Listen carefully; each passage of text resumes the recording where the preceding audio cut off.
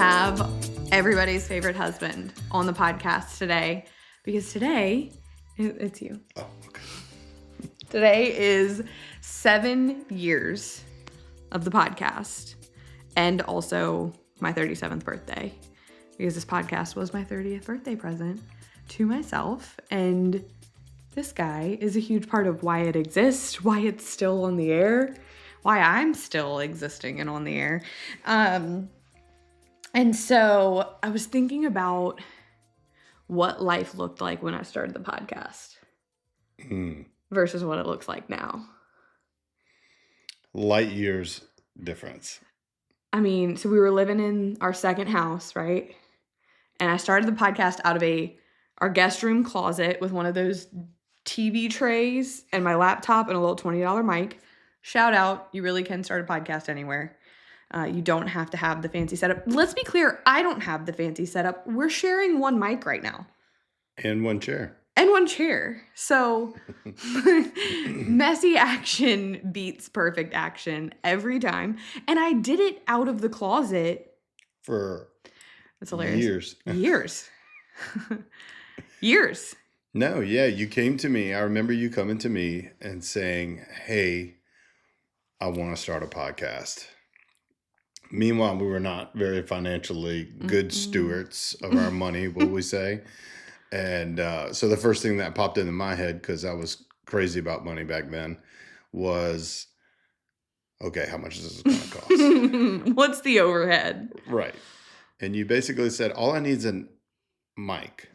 And I was like, okay, yeah, let's do it.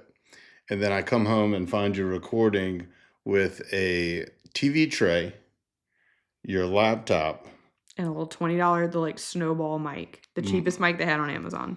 In our guest walk-in closet, which was really, would you call it walk-in? It is walk-in, but it was like a 4x4 closet, maybe 3x3. So beyond the financial aspect, what were your thoughts about starting a podcast?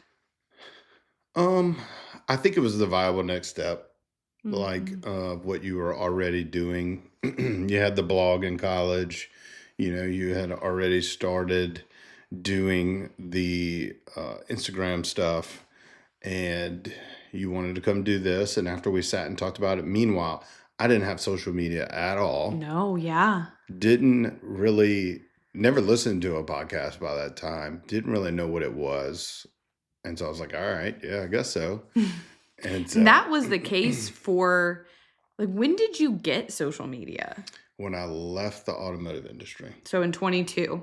Yeah, I actually had it for a little while before then, but just for whatever reason, I never really got on it or really did anything. So I just deleted all my accounts. But it's just funny that which I've seen reels and posts online that's the quote unquote best combo is the person that's on social media and the person that doesn't have it. You really have social media now for Facebook Marketplace. Yes. Facebook Marketplace. All the wives out there understand. Absolutely. Coming up with just weird, hey, I think I need this. You don't actually buy things off of Facebook Marketplace. I just like looking. And then I have an Instagram, but it's literally one post, and it was a repost of yours. Mm-hmm. Yeah. And that was it. So you felt like this was the natural next step to go into a podcast and start creating longer form content. I will say you have been the biggest supporter, biggest cheerleader from day one. It's been amazing to watch. I mean, it's just been ridiculous. Some of the names you got on are pretty early on. And, next thing you know, one episode gets some national media. People at my work are talking about it. It just becomes this whole thing. And so, yeah, it was pretty awesome. And we lived a little bit of a more hectic life back then. 2 littles running around crazy. You working like crazy. Me working a lot of hours a week. Me trying to build something in this inch of margin that existed. Right. We really did. We were in the negative margin. most of the time. Well, and I don't even just mean financially. No, yeah. I mean, time, everything. Like we had zero margin for sure. Um, and that was, I think has led to things that we just never expected. 100%. And I think that that's an important thing to kind of stick a pin in is I'm beating the drum of rest and dependence and all these things with the Lord. And if I could go back, I would encourage us that there is a way to work as hard as we were and not have it be from this overflow of kind of fear and panic and scrambling. I think because, I feel like we both work really hard now. Sure. 7 years later, but the vibes are better. 100%. Because we've grown. We've grown. Our hearts are in a different place. I would say our walks look way crazy different.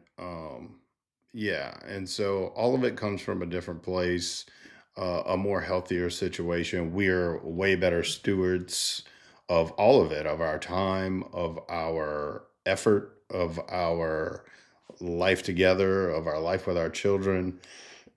And so it looks different because he grew us this way. And it took a long time. And I think that's important for people to understand is like, it does happen. People put out a podcast, it goes viral, and things get crazy. That does happen, but there's an argument to be made that that's not a super fun way to grow. I actually was talking to a friend the other day about I don't really enjoy going viral anymore. You and I have talked about that a ton. That when I can tell something's going to go viral, I'm like, ugh. Yeah. I mean, it's great. There's the benefit to it, but it's not. I'm thankful that I largely, you mentioned the guest that I had on that it would, that one was in like the Candace Cameron Bure. And that was in People Magazine and Us Weekly and on the Fox News and on the homepage of Yahoo. That was crazy. And that one really wasn't bad. We didn't really get a lot of like negative backlash, but you can go viral on the wrong side of the internet and it's really unenjoyable. And there are people that build their careers are built off of that. And I wonder what their nervous systems are like. Yeah. You know what I mean? Well, and to be fair, when we started this, or you started this, we were in a different climate. Oh my gosh. As a nation. And it was 2018. You went viral. There was a lot less hate. That's such a good point. And separation and all of those things. Nowadays, man, you can't talk about the sky being blue without people just, it's not really blue, it's blah, blah, blah, blah. And you're a horrible human being for how dare you say it's blue. Yeah. That kind of brings me to, well, I wanted to talk about the evolution of the show, which we kind of have a little bit, but, because spoiler alert, I don't record in a closet anymore. It was very important to us when we built our next house that it had your space. Yep. And so I have a super cutie little office studio, and it's very basic. It's nothing crazy, but I don't need anything crazy, but even beyond that, I don't listen to my own podcast, obviously. And no, it's fine. Neither does Jeremy. But can you really blame him? It doesn't bother me that you don't listen to it. Partially because a majority of the conversations that I have on the podcast we're having in real life. We are. Absolutely. Which is why I don't listen to it, because I was there. Sure. I don't need to listen to it again. But also, it's largely geared towards women. It is. It is. There have been some cool episodes with men that you've done. Some major sports guys over the years that were really cool. And I have listened to a lot of those, and I've listened to some other ones where you've had some doctors on and different things like that, and they've been very good. But a lot of it is directed towards motherhood and young woman's life and walk and things of that nature. And so you get a free pass. You can listen to Joby. That's right. You can listen to Joby. But also, I know I've grown as an interviewer. 100%. I know I've grown as a conversationalist. I don't even consider it an interview anymore. it's a conversation. I don't know if I've ever said this out, not pre-recording, but I almost always tell people who are unfamiliar with the show and kind of trying to get a grasp of what the interview is going to be like is I want people to feel like they're eavesdropping on a really interesting conversation at a coffee shop. Absolutely. And I think we nail that pretty often. And it's really funny to look back and see the seasons, right? There have definitely been times where episodes were more political. And there was the season where there was a lot of homeschool content. Mm-hmm. And you know what's the wildest part though? Is I don't super intentionally plan my podcast calendar. Like I'm very intentional about who I invite, but subject matter, I don't plan, okay, this month we're going to talk about this, and this. Right. I just take people as they come and let it flow. And it is really cool to look back and see, these guests will line up. And there's been a few times this year where guests will line up and we're supposed to talk about one thing. We end up talking about another thing. And then the next week we talk about that thing. And then God has kind of built these series and seasons where, if you look at from the summer to now, there's been quite a few episodes on rest and surrender and sacrifice. Yeah, because that's the theme of my life. And God is kind to kind of wind those things together. You're allowing him the space to orchestrate it. Yeah. And so that's the biggest, I think that's, we're getting along our list here, but that's one of the ways that you've grown so much in the podcast and in real life and in your social media platform and everything is just allowing God the space to orchestrate your life because it's going to happen. And so if you will give him that space instead of what we tend to do naturally is just fight it because we have this idea of what we want it to look like. And it may not be inherently bad, but he sees an angle that is way better. Mm-hmm. And we can't see it. And then it happens and you're like, wow, okay, that was awesome, Yeah, and that honestly kind of goes along with what I talked about in the Ending Well episode last week, which is about being a wife and stuff, was just talking about breaking the need to fill every space, control every scenario. Mm-hmm. I talked about that in terms of our marriage and you leading and being a husband, but that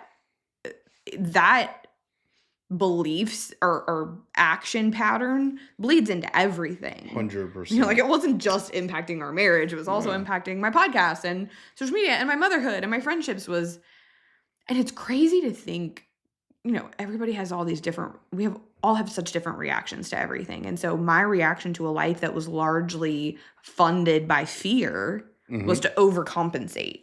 Yeah. And do everything always and feel like I was covering the bases. And to your point, God will still work. Absolutely. And he did. Yeah. But there wasn't margin for him to show off. Yeah, I would agree with that. And that's what fear is, right? Fear is, or I should say, I'm sorry, that's what control is. Control is, I hate to say like a heart of fear, but it is a form of fear where you're saying, I can do it better. And that's just time and time proved again that I can't do it better. You can't do it better. We can't do it better. We should take our step back, allow God to move. And we've sat in this exact room, in this chair, and tears rolling down both of our faces, just looking at what he's done for us. And it's unbelievable. You couldn't go back to the beginning and say, hey, just so you know, this is a picture of what it's going to look like then. We would be like, bro, get out. Yeah, there's no way. You know what I'm saying? Like, it's done. Do you think obviously that's a very hypothetical scenario. Sure. Do you think we would believe ourselves? I can't speak for you, of course, but I was, of course, not in near as healthy walk relationship with myself or the Lord at that time. And no, I don't think that I had the margin for that. I was definitely living out of a heart of fear through those years, and just, constantly working and trying to do it all myself. And, because that's how I was raised. You want it, you got to go after it and go get it. And there's definitely some good at being a go-getter. I'm not speaking against that, but I think people know. Like, we're hard workers. 100%. Yeah, you can't just sit back and say, "Oh, I'm not going to do anything." You got to do more. Mm-hmm. But pop up. But you yeah, you have to allow the space and the trust. And that, really changed maybe like 4 years ago, 3 years ago, where we both took a different angle on trust, uh, started spending some more time with him, and really going after it. I think, as far as that goes, because we knew that was the next way we would grow. What do you, because I know there's people listening and they're like, that sounds awesome. I'm so glad you guys were able to do that. How? How did you stop living a life that was built on fear? How did you grow in your relationship with God and with each other, and in your ability to let go and let him do things? So for me, like, I've thought about this a lot lately. My first step in that was not like I stopped. Like, oh, you can't stop working. I mean, we all have to pay bills and do things. But for me, it was stepping back in my walk, digging in, and realizing I can't do it myself. And Yeah, just that realization. just that. Or the realization that you think you thought you could. You got to go, oh, you said this earlier. I love the quote, control is the polished face of fear. Mm-hmm. Because control is societally, is that a word? I don't know. You'd know better than me. Socially Socially, is more socially acceptable. Mm-hmm. Control looks like caring. Control looks like being a go-getter and being effective and efficient. And there's nothing wrong with being a go-getter and being efficient and being effective. But if its root is fear, the fruit's going to be rotten. Yeah, it's Or maybe not rotten, but not as fresh as it could be. right, not as crispy. Yeah, because I look back and see, like, God did a lot. Oh, he was constantly working. But I think like I was going to say for Sorry. my first step, no, you're good. My first step was saying, okay, I have done this for this many years now. This way. It's not worked. And I need to look at what else I can do, and my first steps for the control part was stepping back, learning your love languages. It was work where this all really started was me wanting to work on our relationship and going in and saying, okay, I heard all about the love languages and all of that stuff, our whole marriage. And we knew what each other's were, but I would say that we both struggled with doing them. We at both that thought time. each other's love languages were dumb.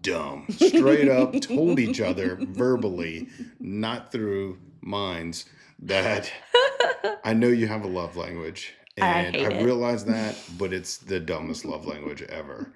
And that was horrible for us. That was a horrible stance. And so one day, I reached out and I reached out to a mutual friend and who knew about these things. And I was like, look, I need something. I need a resource. I need Who was that? Jacoby. Oh, yeah. Yeah. And so I reached out and was like, look, I need to get better. And that was really like my first tiptoe into it. Again, like still living a lot out of fear for a long time, but stepping back for that. And then as far as like the house and like not this house, but just us as a family Our and the people home. who live in our home, was stepping back and saying, I've always claimed that I was horrible at discernment. And the reason that I claimed that And the reason that I don't think that I saw the fruit that God was putting in our lives at the time was because I was living so much in fear. And I didn't allow, my eyes were just blinded. And it was almost like the veil, when I started stepping back and saying, okay, let's stop focusing on these negatives, 1 through 100, and start focusing on these amazing things that he has done for us, bar none. We could say that we did these things. No, he did those things. We got to take part in it a little bit, but he definitely did those things. Yeah. So that was the start for me. It was a realizing that we were not in alignment at the time. Very good. As the husband, I need to take the first step, and realizing that I may not see the fruit of that step for a long time, but I got to do it. And then through that, learning, okay, he's actually doing all these amazing things in our life right now, but I'm too busy focusing on this and that instead of being like, wow, are you kidding me? This just happened, And so that was my big first step. Yeah, I would say I saw both of those things unfold, and did you know that people give love languages like crap? Think they're terrible? Okay. People are just looking for something to be frustrated about. It doesn't mean that you have to do love languages, but it was monumental for us. Absolutely. Because there is something to the most basic premise that we all give and receive love very differently, but also in some kind of concentric ways. And you can, like, one of my love languages is physical touch. And you can do nice things for me all day and me still be like, but does he hate me? But smack my butt when you walk by as you're doing something and I'm, he does love me. And I think that's important. Like you just kind of brought up a point. You can do things for me all day. It's the realization that a lot of the things that I was doing at that time before I really started diving into love language and trying to speak yours, I was like, man, I'm already doing all these things. Those things that we think we're doing for the other person, while maybe are helpful, you're doing them for yourself. I was picking up the house and cleaning up and doing all these things. And that's really, at the time especially, was not what you were looking for. And that was a big realization for me when it comes to love languages was that I'm not doing those for her. I'm actually selfishly doing those things for me. Because that's how you feel love. That is 100%. It's what came natural to me. It's how I was raised. It was, You're very service-hearted, service-oriented. All of those things. And that just wasn't it. Yeah. That wasn't it. But it's funny now. I just walked in. I had taken the girls somewhere, and I walked in, and you had cleaned up the kitchen, and I do feel loved by that now. Yeah. I don't know what that is. Do they morph? Do they change? I can tell you, I don't know if they do, but we do. We have. Yeah. Honestly, we have. This home is, you feel a lot more connected to this home. This is our home. We're the only people who have lived here. You had a big input in this home. And so you're bought into this home. Yeah. And so some of those things connect with you because I'm taking care of your stuff, your home. And also, I think we do morph a little bit. I think so. I probably wasn't as big physical touch back in the day, but I am now. You bring each other over to your side as you, well, I think there is something to that as you're speaking someone's love language and you're seeing that it does speak to them, that you're properly communicating. The hope is that you learn to love it too. 100%. It becomes enjoyable. Yeah. And I would say, I agree. I think that those two things were your big first steps. First steps, for sure. But we think we kind of did them at the same time. I think.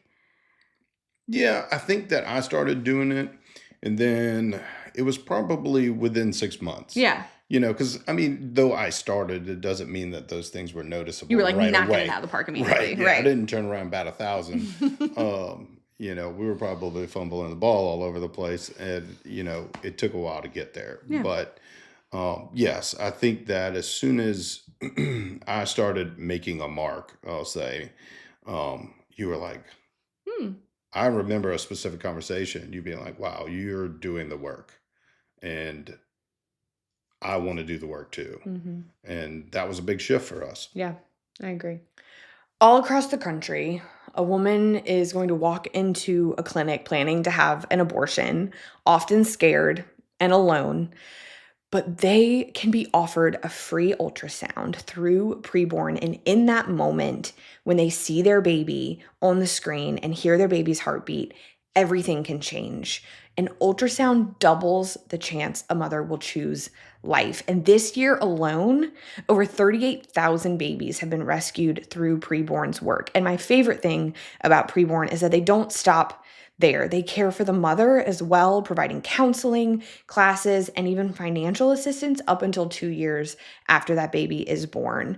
And so you can be the hero behind one of these stories by giving $28 to sponsor an ultrasound and giving a woman a chance to see her baby and choose life. You can go to preborn.com/speakeasy. That's preborn.com/speakeasy and give a gift and save a life. We're going to circle back to the podcast a little bit, and we're going to do, which it's funny, the podcast really does bleed into life, right? Mm-hmm. We're going to do lows and highs. Okay? So hard parts of podcasting, and then we're going to do like the best parts. Sure. So I think the things that have been hard for me have been the balance of the work and motherhood. If people have listened to the Ending Well series, you've heard me talk about it a pretty good bit, that this year, that is something that God really gave me clarity and perspective on, and getting my priorities straight, and that the scales have been unbalanced more towards work and mission than motherhood and home and being a wife. Not so much in time spent, but in honestly where my attention and intention were. And there's a lot of reasons for that. I think I chalk a lot of it up to that performance, self-worth, that you get feedback, you get praise, you also get hate, but you get kind of like essentially a report card. People can literally leave a review for the podcast. You don't get that for being a mom. And sometimes that's a good thing. Sometimes I'm thankful I don't get a motherhood report card. But at the same time, I think sometimes if you have that nature, it can be easy to get drawn into finding your identity and your worth in this thing that gives you real, tangible feedback. I think the hardest thing for most people, doesn't matter what you do, is not identifying yourself with what you do for a living. It's very hard. The unique scenario with a podcast and social media is, if you're not careful, it can be 24/7. There is no stop times. And so there's no clock out.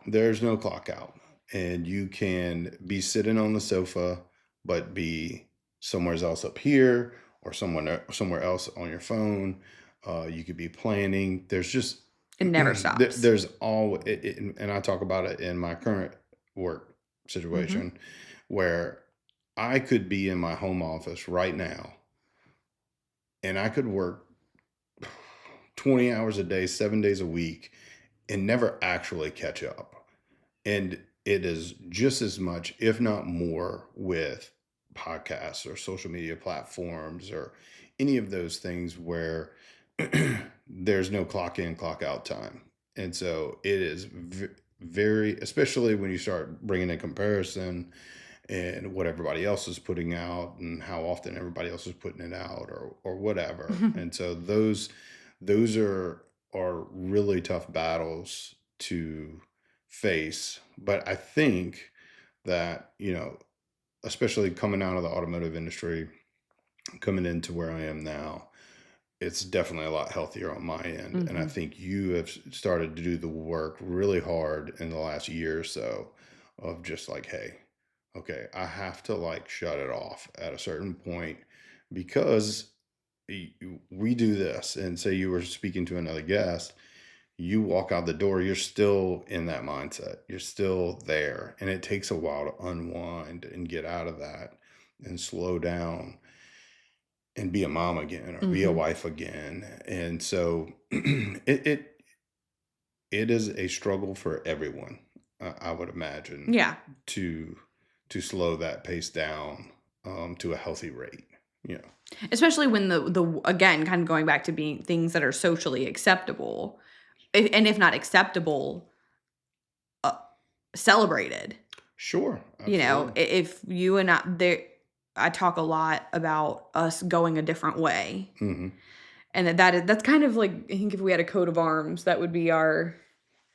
We'd like figure out what going a different way, how you say that in Latin. Like that would be what we would put on it. And one of those things is we could both be way more successful than we are right 100%. now, but at what cost? And it really depends on what you define And success how do you as. define success? Which was a huge turning point for us in 2020. Correct. Huge. Is it a financial success, which there's nothing wrong with being financially successful? Mm-mm. Um, is it a time successful? Is success to you being a great wife, husband, mom, dad, friend, part of your community, all of these things? And so, we went through a stage, I'd say like a year or two ago, where every time we would say something, we're like, okay, but let's define that. Define our terms. Yeah, and it when you really start digging into it, you're like, oh, wait a minute. Oh, I want to be sick, but I want to be successful. Well, okay, well, let's sit down and talk about What what does that successful mean? looks like for us, and it's going to look different for everybody. To a person out there with no wife or significant other and no children, success may look like, hey, I'm young, I'm gonna bust it right now so I don't have to later in life, and that's awesome. um, for parents with children and stuff like that, it may be completely different. And so, and it's just a matter of going back and saying, am I trying to be successful because I'm scared, because out of fear? Isn't that kind of what it all comes back to? It really does. Fear is a driving factor, and it's just not of him Yeah. in any way. Including, this is a great caveat, including the fear of man, 100%. which is another hard part of this world, is the criticism and the backlash and the trolls and the hate that, and I've been fairly open about, it ate me alive for a little while. It's hard. I mean, even in your best of times, um, it people can say the worst things, and it could be it's never, trying to think of how to say it. It's never someone like right across the street. Mhm. It's someone we'll never meet, and um, they'll say something that is just, they've just, so everybody knows, they have said the worst, and it's hard not to lean on that. As an athlete, you can win 100 games or whatever matches, whatever it is. You're going to remember those five that you lost. And so it's the same thing with criticism. I think, we've gotten better at, healthy criticism is great, Absolutely. perfectly fine. Constructive. Right. From but even that, I'm like, but also we gotta have the relational equity for Sure. you to, no, if I'm not taking criticism from people that I don't know, that are not, invested in my life. That's kind of just had to become a boundary. Sure. Yeah. Well, you shouldn't take criticism from anyone you wouldn't take advice from. Right.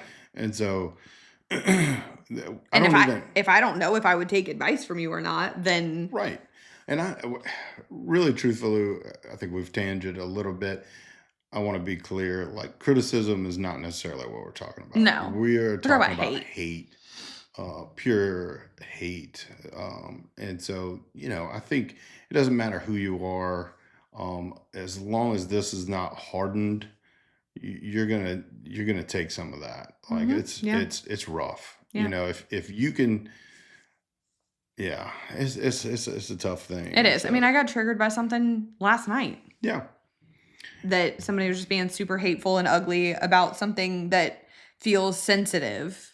sure. I was thinking for a moment of levity, my favorite hate or negative thing that I've ever gotten was a review on my podcast. And I had Alex Jones, not that Alex Jones, the CEO of Hallow, which is a prayer app.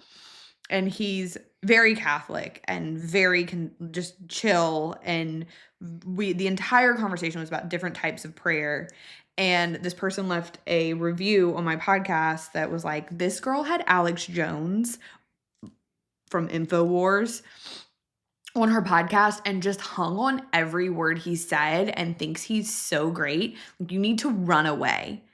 And I was just like, you just scrolled through the list of guests, picked one, saw Alex Jones, and didn't listen to it and ran with it. That is my favorite hate comment I've ever gotten, because it was such a crystallization of how so many negative people on the internet function with just ignorant.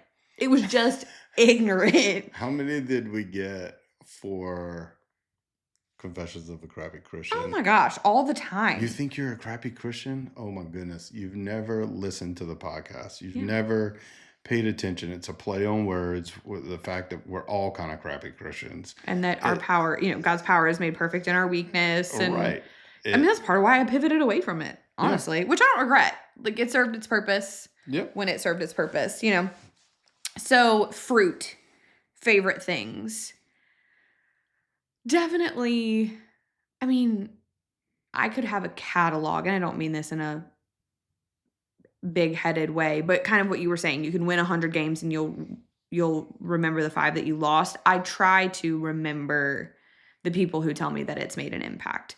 The biggest thing for me, hands down, is the people who say, I started reading my Bible because I listen to the podcast or I follow you on Instagram. That is, bar none, I carry those in my heart with me every time I do anything. The goal and the hope is to inch people closer to Jesus, but the real hope is to empower them to do it themselves. 100%. And it's like, you can teach, what's this? Like, you can give a man a fish and he'll eat for a day. You can teach a man to fish and he'll eat for the rest of his life. Like, 100%. I can teach you about the Bible, and I'm passionate about that, and I'll always do that. But to teach you to understand the Bible yourself, to equip you and empower you to do that, every season that my career has had, whether it was when I was coming out of hustle culture or the political time, COVID, whatever the heck, however you would define the season that I'm in now, that has always been the objective. Well, and I think and we've never even talked about this, but I think one of the biggest fruits would be that maybe people do know that follow you pretty well is you're very investigative. Investigative. Yeah, what she said. And you want to know about what you're talking about. Okay. And so whatever the subject matter on the podcast or even social media, whatever it is, you spend a lot of time diving into it.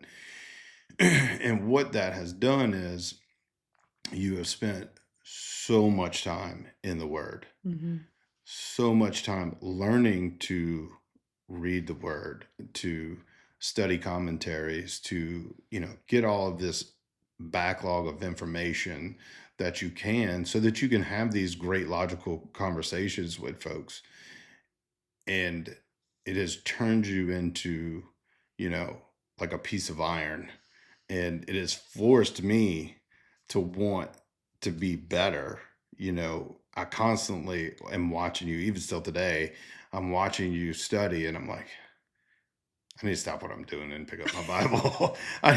I need to learn more and just being around that and seeing you do that, iron sharpens iron. And so it has been that's one of the big fruits that maybe you didn't notice, but it has when we started talking about this, I was like, this is the biggest fruit for me. Yeah. Is sure you dive into the political stuff, and I will just be fair with you guys. I am not uber political. Um, Blake has taught me so much on that matter, but the word part, digging into him, digging in on our relationship, those things that I'm seeing her do the work, and I'm like, nope, gotta step my game up. Like I need to, she's providing a lot here, and I need to provide a lot as well. And I don't mean financially by any means. I mean just scriptural knowledge. Our relationship individually is affected by that, and so naturally it affects our relationship together as well. Yeah. Yeah. I love you. I love you. Vision for the next, let's year. I was about to say. I don't even know if I can go that far. I was thinking driving home today. Not even about this specifically, but just in general. I have no idea where God's taking me. And then there's by proxy, us, my business, my ministry, my platform. I have no idea. I am wholly along for the ride. I think, though, that's like as a person in business, like, of course, it's great to have goals and an outlook and, things of that nature to a certain amount. Like there is a healthiness that is found in going back to the very beginning of the conversation and giving him space to see what he is doing right now. We could get so focused on goals so far down the road that we can't see what God is doing in our walk right now. Yeah. And if you can step back a little bit, it allows you to be in awe of the amazingness that he's doing right now. It's like I said, it's great to sit down, write some goals down, be passionate towards those goals, but at the same time, don't get so entangled in those goals that you're living in the future because there's only so many Sundays and there's only so many weeks and there's only so many weekdays. A big thing. I'm doing my best not to just look forward to the weekend, look forward to this vacation that's 3 months down the road, because that's 3 months. And if I'm just focused on that for the next 3 months, then I miss all these days. Yeah, come on. That's good.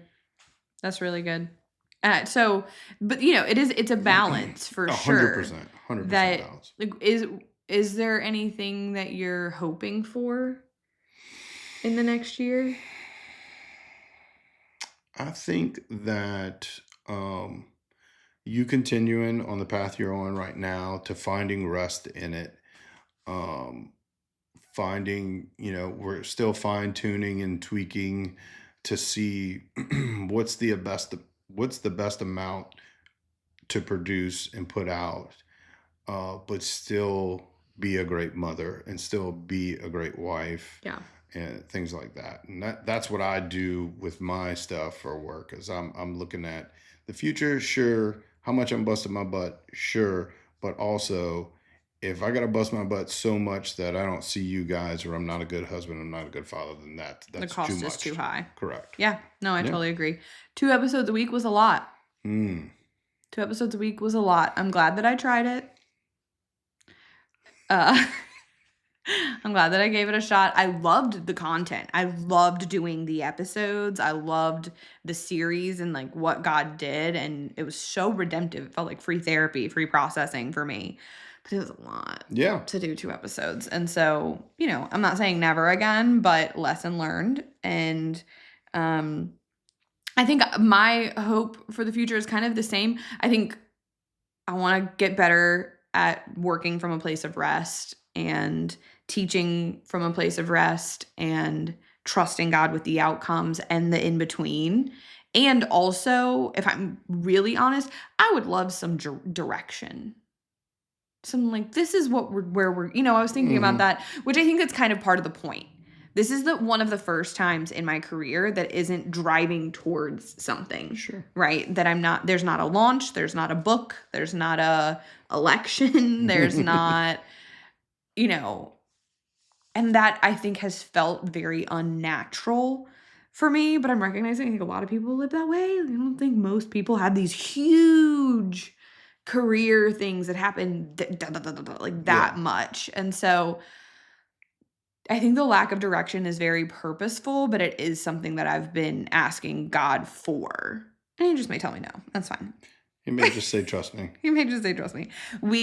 I put up a question box and some people asked some questions. And I'm just going to flip through a couple of them. What are our go-to date nights? Sushi. Or home. We love an at-home date night. That I would say before. We are, well, I'm quite a bit older than Blake, but we are the oldest young people you know. We really are. Our favorite is dropping our kids off at her parents' house, being at dinner for like 5:30, 6 o'clock, getting done with dinner and walking outside, not at this time of the year, but most of the time it's still daylight outside. Maybe going get some yogurt, and then coming home, and it's like 7-ish. Extracurriculars, shower, in the bed, watching a movie by 7:45, 8 o'clock. And getting like an amazing night's rest. Getting an amazing night's rest. Or we'll cook at home. Yes. And do all of those things, but just at home. Yeah. We're not very exciting. I think people, because I love sitting down and having intentional conversation. That's a date night to me. Absolutely. And dinner is the best way to do that. 100%. So that's our go-to. I would agree it's sushi. Yeah. We've got a favorite little sushi place. The Tsunami on Bluebonnet. Yeah. Highland Both. and Bluebonnet. It's on both of them. And that's our jam. Nothing exciting. Who is more outgoing? Who is more serious? Oh, wait. I meant to say this earlier. Jeremy picked all the questions. Jeremy went through the question box and picked them all. And he thought this one was super funny because what's the answer? I'm both. In a group setting, I am 100% more the outgoing person. In life, I am more the even keel, serious person. Blake she's amazing. She can get really angry and really calm within 10 minutes. And I can't do that, And so I've learned that I can't do that. And so I don't typically get really angry. Just stay here. I try to stay even keel as much as I can. We cut up, of course, and stuff like that. But yeah, I'm both of those. You are. I can hang socially. 100%. But you are 100%. More outgoing. Yes. And you have always been more serious. To be fair, we got together when I was 21 and you were 29. Oh, we're saying things. So I was just a hot mess express. And I was... And you were an old man already. 60 by the time I was 29. Truly. You had lived 100 lives and we're going to bed at 8:30. Yeah. No TV in my room. No TV in your room. What is wrong with you? Advice on when you and your spouse disagree on how to discipline the kids. This was a huge one for us for a really long time. Again, talked about this in the episode that came out last Friday, The Wife I Want to Be, that I spent a lot of time undercutting Jeremy's parenting because he was parenting like a father and I wanted him to parent like a mother. And that's gonna make some people mad, but I had to learn that we each have a role to play and that those roles are both important and both really necessary and important, and that when you're both parenting and just relationally out of trusting God and trusting each other, then you're able to understand the roles you're each meant to play and make space for that. And in the episode that came out last week and now, like, I will give the disclaimer that I understand that not everyone is married to Jeremy Guichet, right? Like, there are bad men. Sure. There are bad fathers. There are bad mothers, right? Like, there are situations in which your spouse's parenting is detrimental. But I also think that there are situations where one spouse can think that's the case, but it's actually they just want this person that's meant to play a different role to play the same role they are meant. Like, I am meant to be the nurturing and the soft and also have elements of like discipline and authority, 100%. but those are more prevalent in your role. Yeah. And when I understood that, I stopped taking your legs out every time you parented our kids because I wanted you to do it my way. I think the biggest one, like, real quick thing that I could say is become a team. Become a team. If Blake is with our girls and I see her correcting or doing something that I don't agree with, I am not going to address that in front of our children.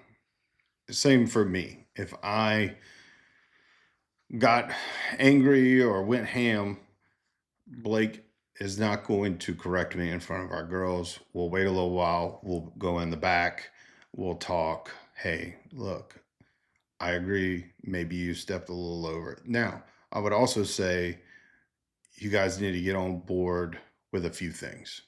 You know, there's things that were very important to me in the beginning that aren't now. There are things that were very important to me in the beginning that weren't to Blake, but now Blake sees the fruit of those things.